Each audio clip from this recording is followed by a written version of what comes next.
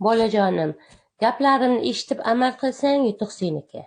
Ertalab turgan paytingda 5 bilan 7 orasida qiladigan ishimiz bor. Turib kompot emas, kofe emas, limon suv emas, oddiy tirik suv ichgin. Suvni o'tirib ichgin, turib emas. Ho'plab iliq holatda ichgin. Shundiga kechasi bilan butun organizm tana ishlab hamma zaharlarni, shlaklarni, modda almashinuvini chiqarib qo'yadi. Shuning uchun odamni ertalab hojatga borgisi keladi.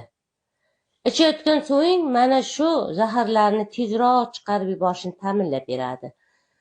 Seni ishing mana shu suvdan oqilona foydalanish. Agar videoni yaqinlaringga jo'natib, yo'lakchani bosib, kommentariyaga suv so'zini yozsang, suv ichish tartibi aytilgan videoni chiqaraman bolam.